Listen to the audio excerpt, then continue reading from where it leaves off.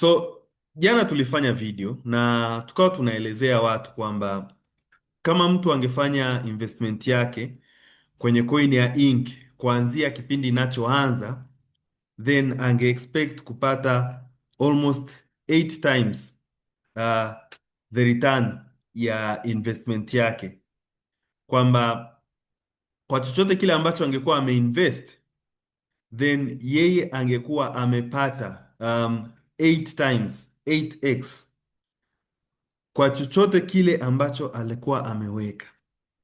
Na kwa wengi sasa mtakuwa mpaka sasa hivi mna maswali kama hukupata muda wa kutazama ile video, lakini in this video tulikuwa tuna describe kwamba kama ingetokea kwamba kipindi ambacho coin inaanza, when it was listed, si ndio hivyo, at ile 0.89, kama mtu angenunua Ink, sawa, angenunua Ink na akaamua kuzilock, na kipindi kile kama mnakumbuka tulikuwa tuna lock kwa kipindi cha mwaka mmoja. Kwa mtu anunue Ink zake afu azilock, halafu ile faida ambayo alikuwa anaipata kila mwezi asiitoe, afanye kitu kinachoitwa nini, compounding, kwa muda wa miaka mitatu mpaka sasa, ingekuwa kwamba zile Ink alizozinunua zingekuwa zimemrudishia mara 8. Yaani kama alinunua, kama aliwekeza $1,000 angekuwa sasa angekuwa na $8,000 kwenye ile portfolio yako. Yaani ukilogin kwenye akaunti yako pale kwenye balance, pale ile balance inayosoma kwenye wallet yako, kama ungeweka $1,000 tu, na wewe kazi yako kila mwezi kucompound bila kuongeza mtaji wowote, sasa hivi portfolio yako ingekuwa inasoma $8,000. That is what we meant by that video, kwa sababu tutakachoenda kuiangalia mbele kidogo kwamba ukiwa umenunua Ink kuna faida mbili. Sawa, kuna faida mbili. Ya kwanza ni kitu ambacho tunaita ongezeko la thamani. Ongezeko la thamani ambalo kwa lugha ya Kiingereza wanaita ni capital gains, kwamba coin tulionunua sisi imetoka 0.89 sasa imefika 1 point ngapi? Tunavyozungumza iko $1.6. Hiyo ni faida yako ya kwanza ambayo ungeipata, na faida ya pili inakuwa ni nini? Ni gawio. Hili gawio ambalo tunajua linatokana na nini? Na staking rewards. Zile faida za kwamba umetoa pesa yako, umefanya uwekezaji. Sasa kwa kuwa tunategemea bei ya coin itapanda eventually, una option ya kwamba ulikuwa na uwezo wa kulock. Na sasa kama ungejidedicate kwamba this project is good na nataka kuongeza capital yangu, lakini I don't want to invest, yani sitaki tena niendelee kutoa pesa mfukoni, na ukawa una compound kila mwezi kwa mtaji wako wa $1,000, sasa hivi mtaji wako ungekuwa $8,000. Sasa mpaka mtu unafikia that point kwamba umenunua coin zako na upo comfortable kwamba ile faida inayopatikana nisiitoe ila niongezee kwenye mtaji wangu, lazima uwe umeelewa biashara. Na sasa this is what I'm going to cover today, kwa ufupi sana sana sana. Kwa wale aspect ya wageni, natamani sana nielezee logic ya biashara ipoje. Ili wewe una confidence, lazima uelewe logic inatoka wapi. Lazima uelewe bwana, Inkryptus leo wananiambia mimi na uwezo wa kupata faida mpaka 65% ya coin ambazo mimi ninazo. Hiyo faida inatoka wapi? Because mwisho wa siku watu wengi ambao wamekuwa wakifanya analysis za hizi biashara wamekuwa wakiangalia vitu ambavyo sivyo kabisa. Watu wanaangalia, hiyo kampuni yenu liquidity yenu ipo locked. Watu wanauliza hiyo kampuni mmelistiwa wapi?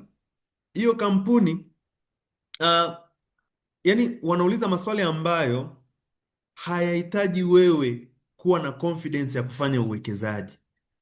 The only confidence ambao unahitaji kuijua ni wewe, ni vitu hivi kwamba mimi kama mimi nanufaikaje, kampuni nanufaikaje, na wale waliotengeneza project wananufaikaje.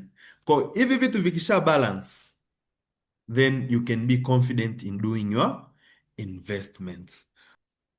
Kitu cha msingi ambacho watu wengi tunakijua mpaka sasa ni kwamba ili kuweza kuielewa project yetu lazima uelewe blockchain. Sawa?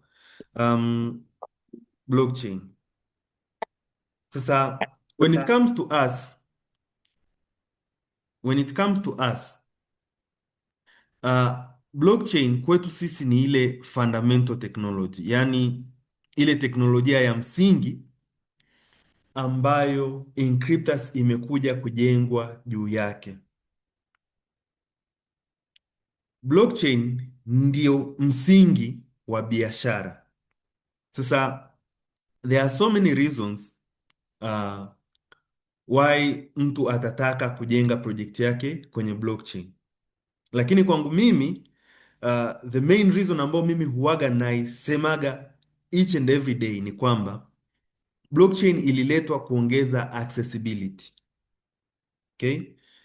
Ni kitu ambacho tunatakiwa tukiweke wazi kwamba unatakiwa ujue kwamba ukishasikia project iko kwenye blockchain, kitu cha kwanza watu wengi wanasema kwa kuwa project ipo kwenye blockchain it's going to be secure. No, kitu cha kwanza ni issue ya accessibility. Accessibility. Kwa sababu blockchain haichagui wewe uko wapi. Blockchain ni teknolojia ambayo imetengenezwa to implement things automatically. So inafanya check kwamba huyu mtu amekidhi vigezo. Kama umekidhi vigezo, kama labda una coin za kuswap, kama una wallet ya kupokea funds, ukishakidhi vigezo, haijali kwamba wewe ni nani na uko wapi. The issue of accessibility, kwamba anyone can interact with services ambazo zipo kwenye blockchain. Haijalishi kwamba wewe uko Tanzania, upo Kenya.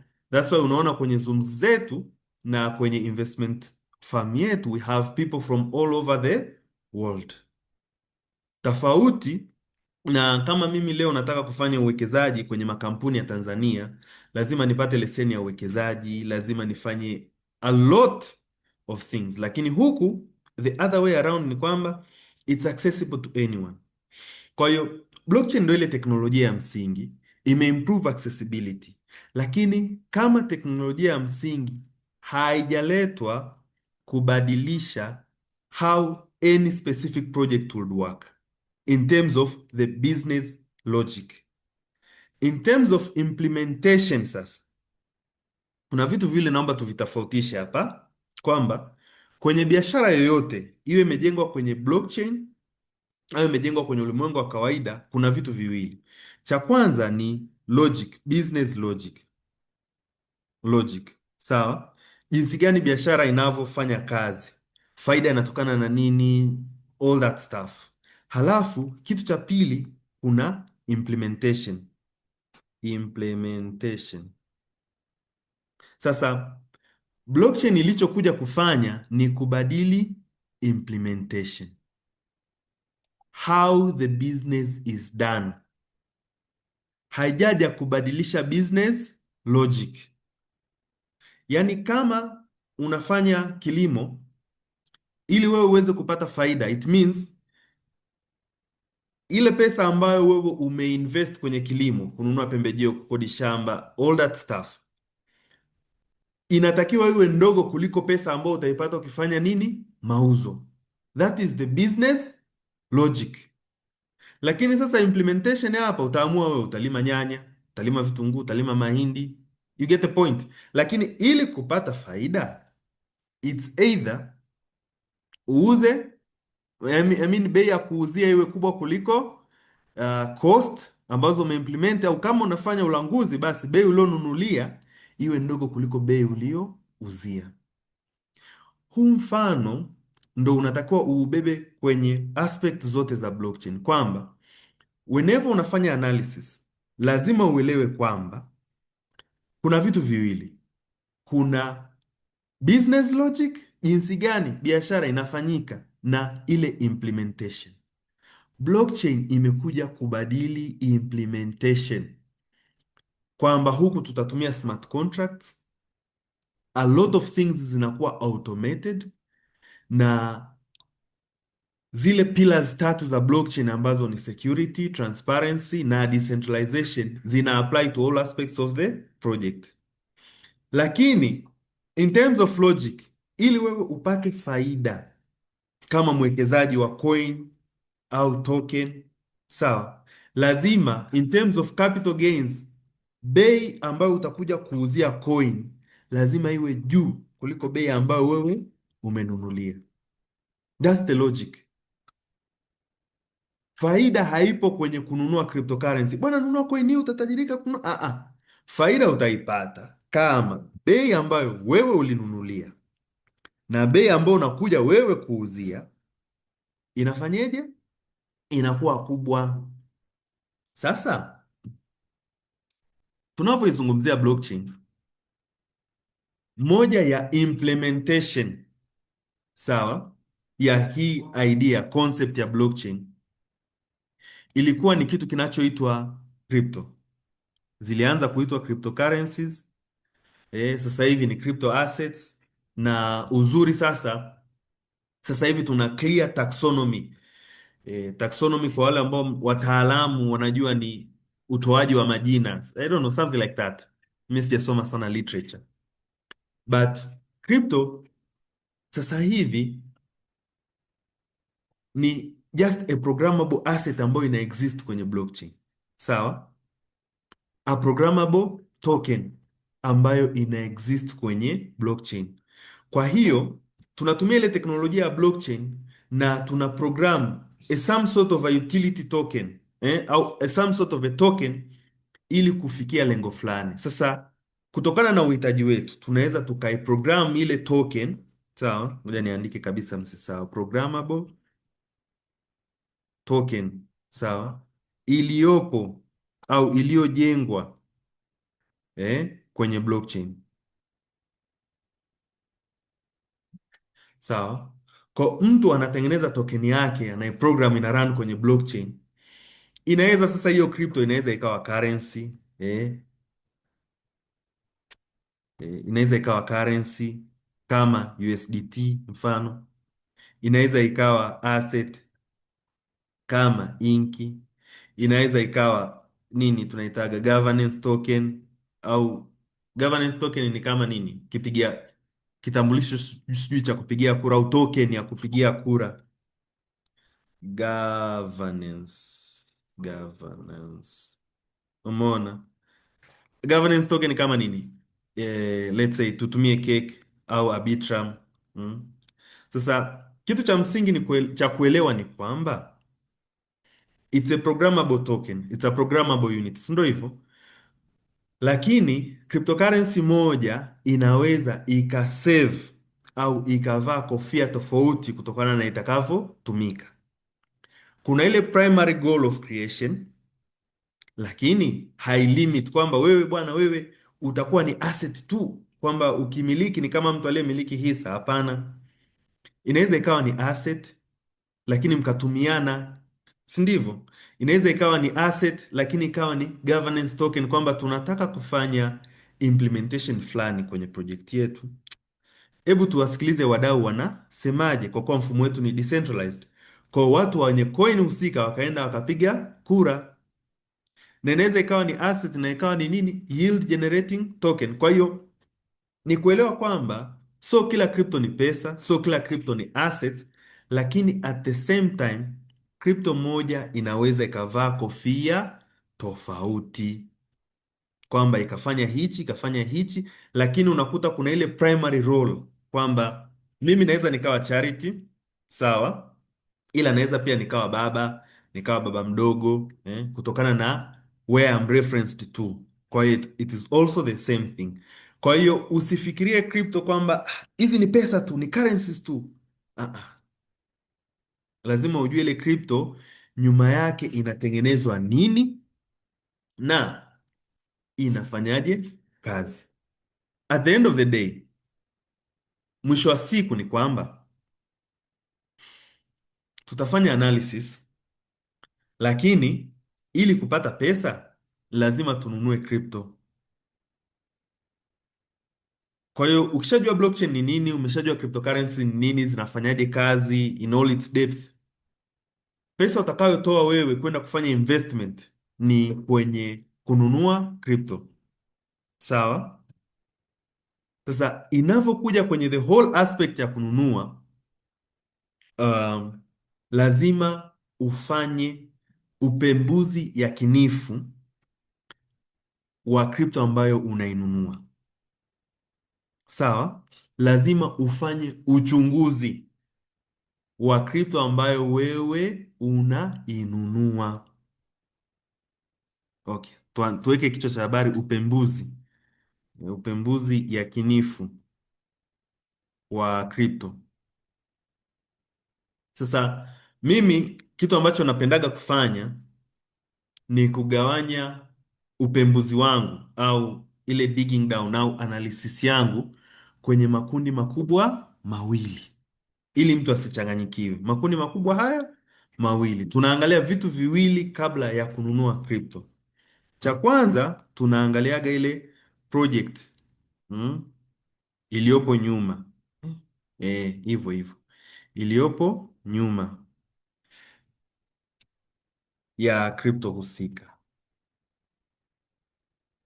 Tunaanza kwanza kuiangalia ile project iliyopo nyuma ya crypto husika. Sasa hapa kuna kitu kinaitwaga white paper. White paper. Kila project iliyoandikwa kwenye ulimwengu wa blockchain unakuwa na white paper. Hata kwenye hizi project ambazo zimejengwa kwingine, tunakuaga na inaitwaga ni MOU, nadhani memorandum of understanding, lakini pia kunakuwa na ile business plan, something like that. Lakini huku kwenye blockchain everything inakuwa incorporated kwenye kitu kinachoitwa white paper. Hapa ndo kuna details zote za project, kwamba watu walivyokaa mpaka wanatuletea hii crypto walianza kuwaza nini, lile wazo. Kwa hiyo unavyosoma ile white paper kwenye whole aspect ya project, tunaangalia lile wazo. Okay. Wazo hapa sasa, mimi kitu ambacho uwaga namwambia kila mtu tunavyokuja kufanya analysis ya project, usijitese sana kuangalia vitu vingi. Kitu cha kwanza ambacho kitakurahisishia analysis yako, the first thing ambayo unatakiwa ufanye analysis, lazima tuangalie, sawa, hii project mpaka wameileta, sawa, wametumia muda wao, waliona tatizo gani? Tunasema the problem they saw. Kwa Kiswahili tutasema tatizo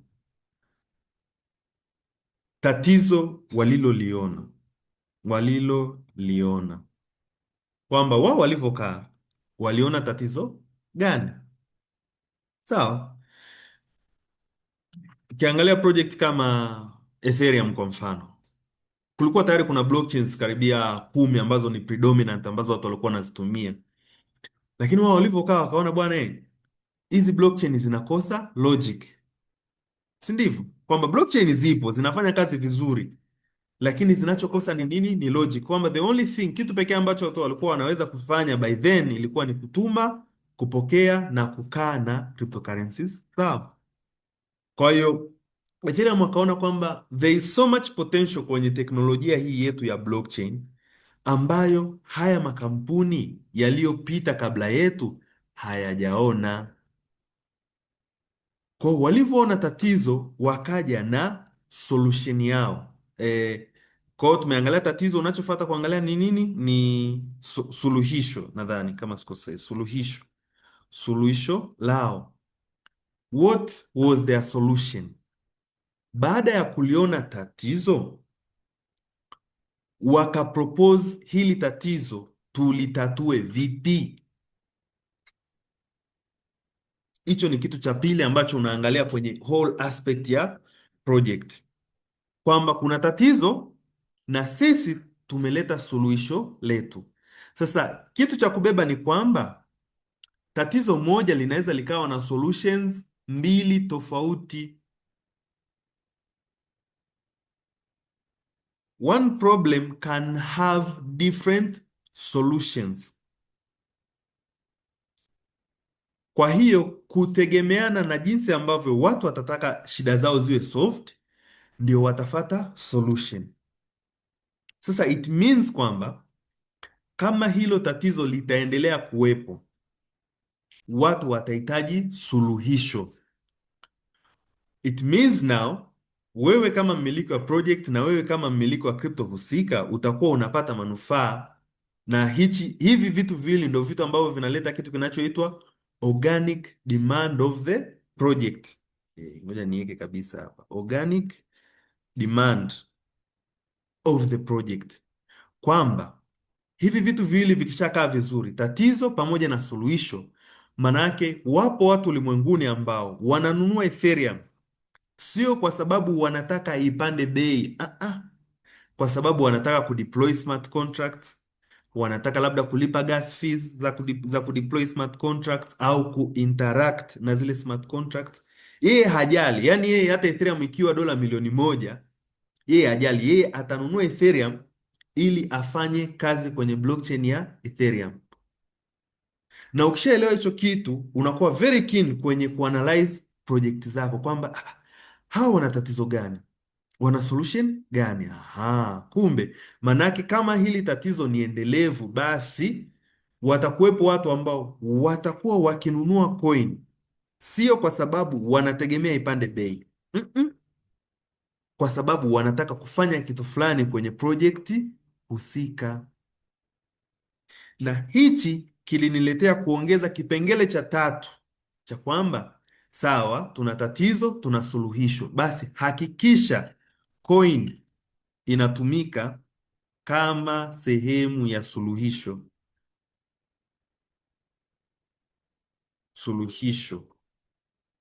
That is another, yani ni kitu kingine cha muhimu sana cha kubeba, kwamba je, ndiyo tuna suluhisho zuri, lakini hiyo coin inatumika? Ndio ule mfano ambao unawapaga watu wote wanaokuja ofisini na watu wanaofundisha kupitia online, ni kwamba kama baba anatengeneza pesa nyingi kiasi gani, lakini kama ile pesa endi nyumbani, ile familia haiwezi ika flourish. Ndio ile unasikia baba, ayo mwanaume ana kazi nzuri, lakini yani familia yake imechoka kweli. That is the third thing, kwamba hakikisha ile coin inatumika kama sehemu ya nini, ya solution. Another thing sasa, lazima ile project tuangalie roadmap, kwamba tuko hapa ila tunaenda wapi, kwa sababu there is no point ya wewe leo unanunua coin and it's only fit for the next 2 to 3 years. Yaani kama sisi watu ambao tunatumia inki, kwamba inki inatufaa tu mpaka 2025, 26 maybe au 27. Tunataka tununue coin ambayo ina roadmap ambayo itatuwezesha hata miaka hiyo sisi ni vikongwe, bado ipo kwenye portfolio yetu. Lazima ile roadmap iwe clear kama project, lakini pia lazima tuangalie, je, ile team inajengaje ile project husika, kwamba are they inviting speculators au investors. Projects zinaweza zikafeli kwa kitu kidogo tu hivyo, kwamba umeleta watu wenye mihemko wengi kwenye project yako kuliko watu ambao wanaelewa ni kitu gani wanachofanya.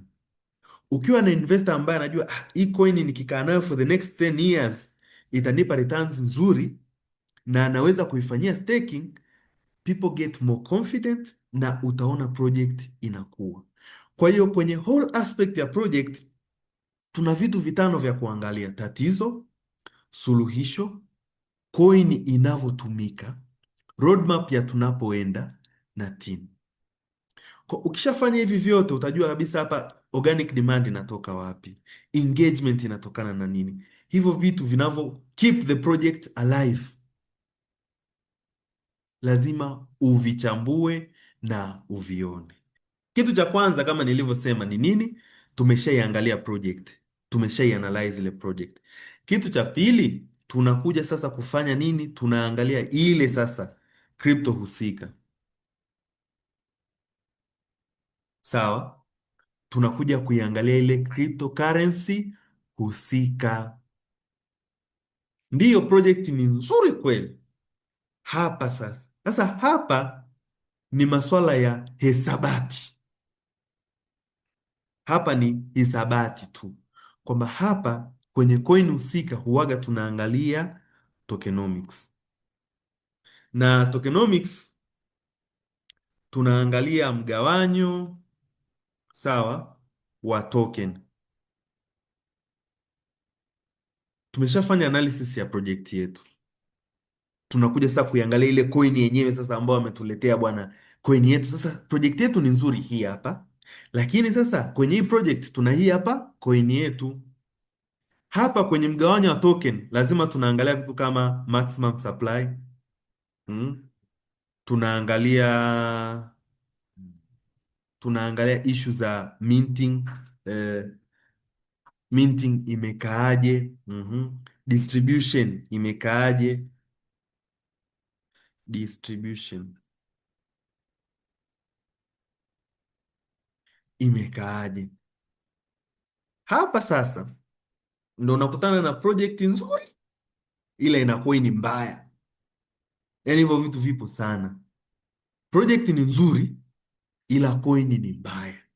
It happens a lot, kwamba kwenye mgawanyo labda maximum supply ni kubwa, coin ziko bilioni 100, nyingi sana.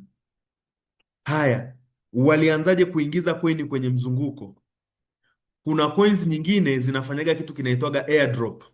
Sasa kama coin zako asilimia kubwa unaziingiza kwa airdrop, expect kwamba asilimia zaidi ya 99 ya watu wanaopokea coin kwa airdrop huwaga wanauza. And by now tunaelewa kwamba kitu ambacho kinashusha bei coin ni kwamba mkiuza coin bei zinashuka.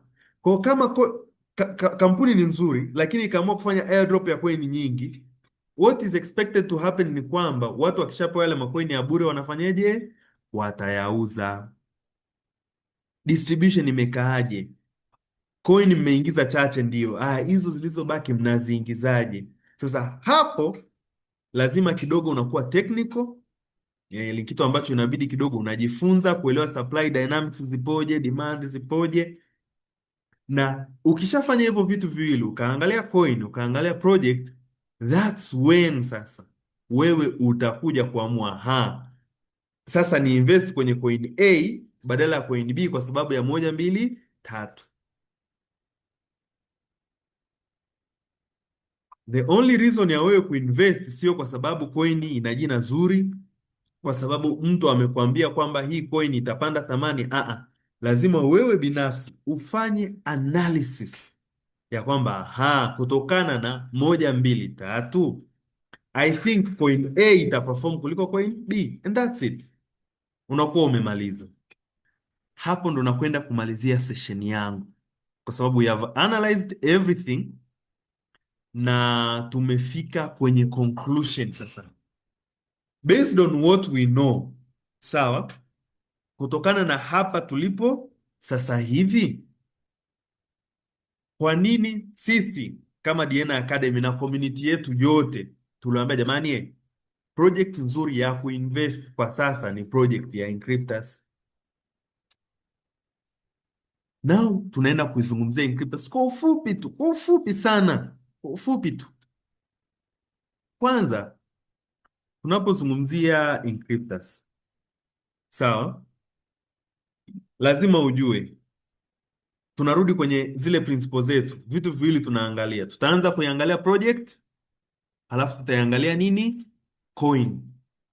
Kwenye the whole aspect of project tunajua um, Inkryptus ilikuja ili kurahisisha accessibility, uh, kurahisisha kufikia huduma za DeFi kwa lugha rahisi, kwamba Inkryptus walikaa wakaona hizi huduma za DeFi zina manufaa makubwa kwa jamii, lakini kuzifikia you need technical expertise.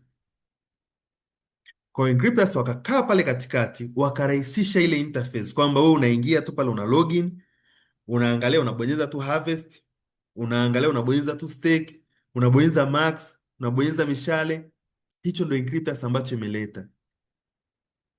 Kwa hiyo the problem they saw ni ugumu wa huduma, kufikia huduma za DeFi, wakazirahisisha kwa kuleta ile Inkryptus platform ambayo ni interface ya kufikia zile huduma. Na mwaka 2023 waka launch coin yao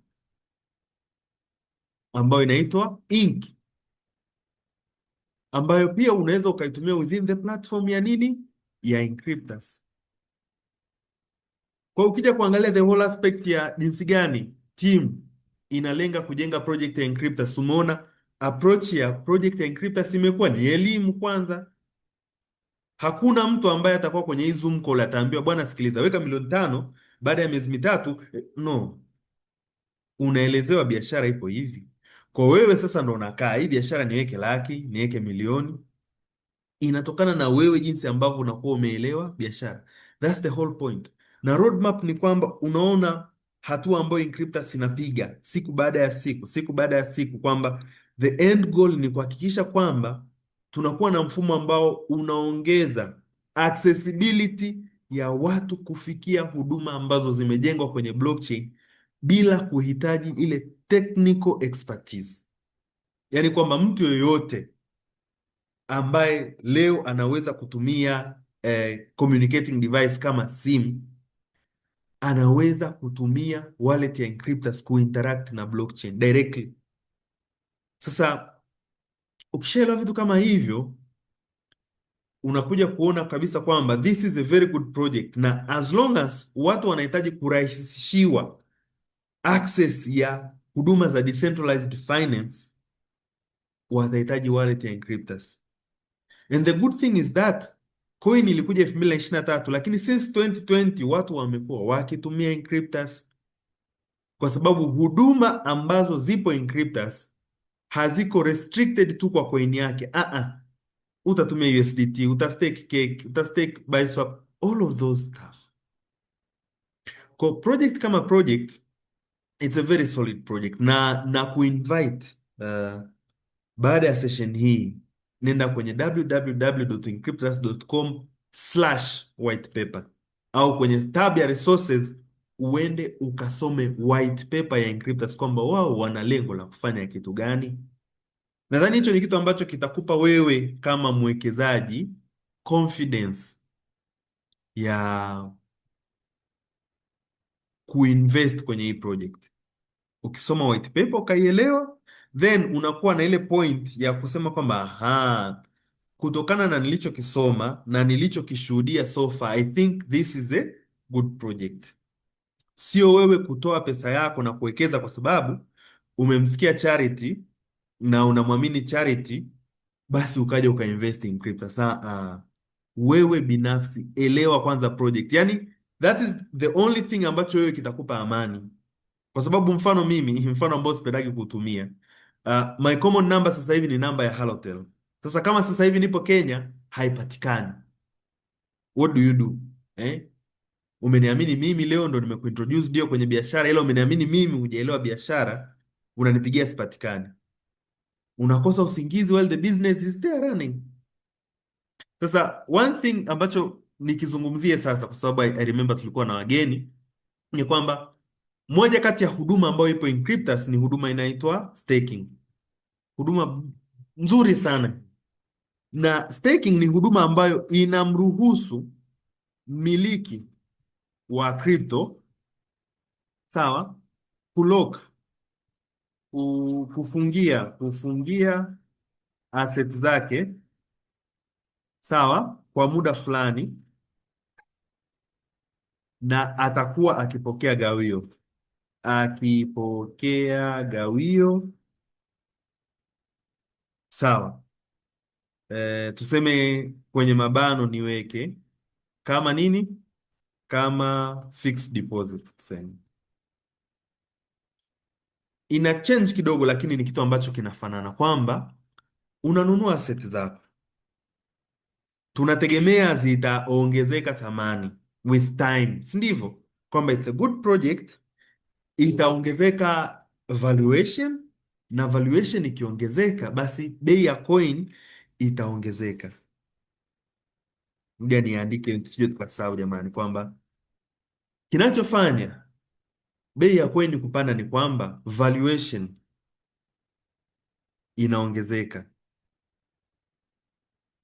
kwamba watu wanavyotazama ile project wanaona there is more that this project can offer, there is more that this coin can offer, so let me invest.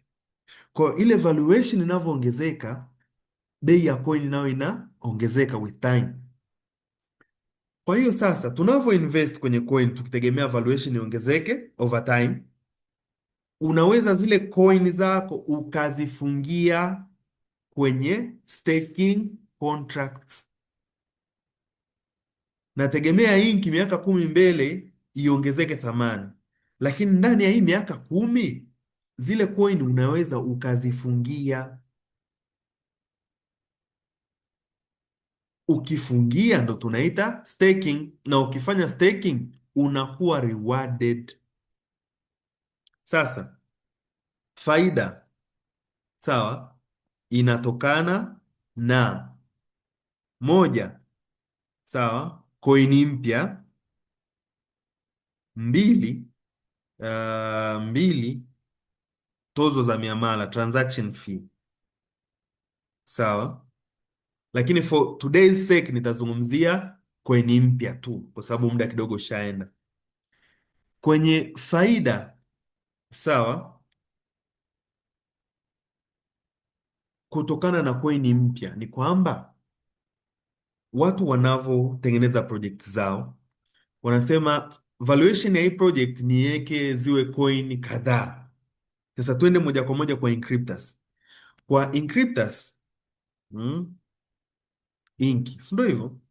Wao walifanya valuation wakasema project yetu sisi na ecosystem yetu inahitaji a maximum supply, sawa, ya coin milioni 200 tu. Maximum supply ya coin 200 tu, kwamba hii project inahitaji coin milioni 200 tu. Sasa haimaanishi ni dola milioni 200. Coin zile asset za kuinteract na ile ecosystem yetu ni milioni 200 tu, lakini wao kama project, sawa, ambao ni capital and expenditure, walijua sisi tunahitaji coin milioni 100 tu, milioni 10 tu, ambayo hii, sawa, ni sawa na 5%. Kwa the rest ambayo inabaki, jamani, tuwape public. What is left has to go to the public, ambazo zinakuwa ni ngapi? 190 million inki. Sasa the way I said earlier, kama unakumbuka, nilisema kwenye the whole aspect of coin, ile distribution pale ni kitu ambacho you have to be very very smart, kwa sababu unavyoingiza coin mpya kwenye mzunguko zinakuja na kuinherit the market price, kwamba ink leo mtu akipewa ink kama staking reward, kama ink iko 1.6, ile ink anayopewa inakuwa na thamani ya 1.6, lakini haiji na how do we put it, haiji na dola 1.6, yani it comes out of thin air, inakuja. Kwa hiyo kama utaingiza coin nyingi kwa wakati mmoja, na kama unaingiza coin nyingi kwa wakati mmoja na watu wakiamua kuziuza, ndo yale yale coin zikiwa unlocked, nini kinatokea? Coin nyingi zikiwaga listed, nini kinatokeaga? Kwa sababu watu walipata coins bure and they have nothing to lose. Kwa hiyo lazima uwe very very cautious jinsi gani, hata kama unatoa coins mpya kupitia staking, unavyozifanya, kwa sababu hata huku kwenye staking tumeona projects nzuri zilikuja na coin zao, lakini walivyokuwa wanafanya ile distribution through staking, price ilitank. Kwa hiyo Inkryptus, seeing the past experience, wakasema aha, why don't we define an approach kwamba sisi tutakachofanya kwa siku maximum ya inki 10,000 inki per day, yaani kwamba kutoka kwenye hizi milioni 190 kwa siku, idadi ya juu ya coin ambazo zitatoka hapa kwenda kuwalipa watu ambao wamefanya staking kama coin mpya, sawa, itakuwa ni coin 10,000 maximum. Lakini tutafanya phase mbili, kwamba kutakuwa na phase ambayo, sawa, mint per day ni 1%, sawa, ya staked amount, sawa, kwamba kulikuwa kuna kipindi ambacho hawazidi coin 10,000, lakini walikuwa wanatoa 1% ya amount yote ambayo imestakiwa. Yaani kwamba leo Charity na inki 10,000, sawa, mfano Charity na inki 10,000, sawa, na inki 10,000, sawa. Nina Shadrack, sawa, ana inki 5,000 mfano, sawa, amestake. Nina John, na John hapa ana inki labda tuseme 10,000 tena, amestake. Kwa kuwa 1% of this, sawa, yani kwa kuwa hii amount ni ndogo, below 10,000 ilikuwa inatoka 1%, yaani kwamba ukijumlisha hapa tuna ink 25,000, sawa, na 1% of this ilikuwa ni, kwa manake mint ilikuwa ni coin 250 tu. Na kwa nini walifanya hivi mwanzoni? Walifanya hivi mwanzoni ili kuhakikisha kwamba hatuingizi coin mpya nyingi. That's the overall goal, kwamba hautaki kuingiza coin mpya nyingi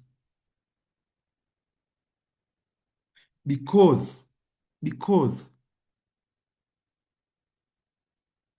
lengo kubwa ni capital gains, kwamba ulinunua coin iko 0.8 iko 1.2 sasa hivi iko 1.6. Lilo ndo lengo kubwa. Hizi dividends ni kitu cha kufanyeje, cha by the way. Kwa hiyo kama mtu hataki kufanya staking, usimwathiri kwa sababu una clients ambao wanataka kufanya staking, kwamba you have to balance. Kuna watu wana hawaja stake. Kwa hiyo sasa usimwathiri huyu mtu ambaye hajafanya staking kwa sababu unataka watu wako wa staking wapate faida kubwa. Lazima zile coin ambazo zinaingia kidogo kwenye mzunguko ziwe kidogo in such a way kwamba hazifanyi disruption kwa wawekezaji. Sasa kitu cha mwisho ambacho natamani tukione ni ile simulator yetu, kwa sababu I believe bado tuna wageni wengi ambao wamekuwa pamoja na sisi mpaka sasa. So I would like to show my ile simulator tool. Ukienda kwenye page ya Inkryptus, www.inkryptus.com, na ukaenda section ya solutions, ukaja hapa kwenye staking, hapa utakuja kwenye hii page and kwenye hii page bwana, ukishuka kidogo sasa itakuonyesha kwamba kama wewe ni mtumiaji wa Inkryptus, kuna pools tofauti tofauti. zipo. Kwa hiyo unachagua kwenye staking sasa, huduma za staking kwamba kama zile inki ambazo umezinunua ukasema kwamba mimi I have 10 years to wait for this coin to evolve, na ukalock kwa muda wa miezi 36 au miaka mitatu, basi utakuwa unapata faida hii hapa, kwamba expected on average kwa mwaka utapata 86% gross, ambayo ni 0.24 daily. Ngoja ni zoom ili muone vizuri, na inaelezea faida zote. Sasa kuna vitu viwili hapo unatakiwa uone. Kuna tofauti kidogo kati ya this side, sawa, kuja huku. Hii ni mikataba ambayo inakuwa ni fixed, kwamba zile coin ambazo umezinunua na kuzistake kwenye hii mikataba inakuwa imefungiwa kwa muda huo, kama ni miaka mitatu, miwili, mmoja au miezi sita. Lakini zile faida kama utakavyoenda kuona hapa chini kidogo, unaweza ukazipata muda wote. Lakini kutoka hapa kuja huku, sawa, hii ni mikataba ambayo ni nini? Ni flexible. Ni mikataba ambayo ni nini? Ni flexible, kwamba at any single time mtaji wako ambao umestake unaweza ukautoa muda wowote. Kwa unaweza ukastake Inki, ukastake USDT, ukastake Pancake, ukastake Biswap. Ni wewe tu utakavyoamua. Sasa hapa chini utakutana na tool yako sasa, ambayo itakuelezea kwamba hii inaitwa ni staking calculator, inafanya simulation. Sasa naomba ubebe hichi kitu kwamba hizi faida za hapa ni hesabu za bei ya Inki sasa hivi ni kiasi gani, na faida inalipwa kwa sasa ni asilimia ngapi, kwa sababu hii faida hii 0.24% unayoona hapa inabadilika, kwa sababu coin tunazolipwa ni 10,000. Coin tunazolipwa ni 10,000. Kwa hiyo kama tunalipwa coin 10,000 na watu wana stake zaidi, this percent lazima ipungue. That's why nilisema lengo kubwa ni capital gains. Kama ukiweza kufanya compounding, well and good, kwamba utaongeza idadi ya asset zako bila kutoa pesa mfukoni, na capital gains ikija ku catch up, Inki imefika $50, $100, then you are in a very good position. Umeona? Lakini kwa wale ambao wako interested, wale ambao kwamba bwana, ukiinvest with Inkryptus unaweza ukapata faida ya asset ambazo ukiziuza unaweza ukapata pesa kila mwezi, basi ndo hapa kwamba tuassume, kwa kuwa tuko na Watanzania, tuashumu mtu umeweka let's say 5 million. Nimeweka dollars samani, Tanzanian shillings, milioni 5. Kwa kama umeweka milioni 5 ya Kitanzania, kwa bei ya sasa ya Inki utapata Inki 1,200. Sawa? Na hizo Inki kama ukiamua kuzistake kwenye mkataba wa miaka mitatu, kwa mwezi tunategemea utapata faida ya Inki 65.66, ambazo kwa bei ya sasa ni sawa na shilingi 2,270 kwa bei ya sasa. Bei ya Inki huwaga inabadilika, kumbuka hicho kitu. Kwa unavyotumia simulator ufactor in kwamba coin inabadilika, faida zinabadilika.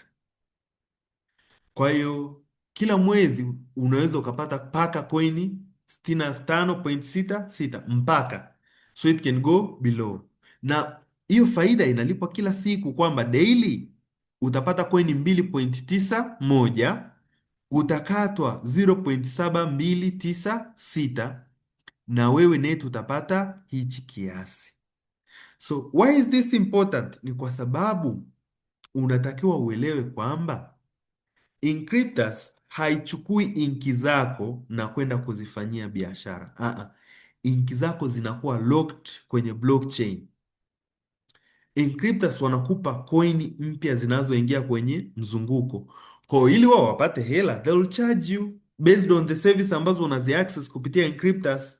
Kwa hiyo ndio hizo transaction fees, profit fees, kama ukitengeneza faida wanakuchajia 25%. That's how Encryptus inatengeneza pesa. Sio kwamba eti pesa yako wewe unaenda kuwapa Encryptus. Hapana, hapana. Asset ambazo unazinunua kupitia Encryptus, utakapotengeneza wewe faida, ndipo Encryptus nao wanatengeneza faida.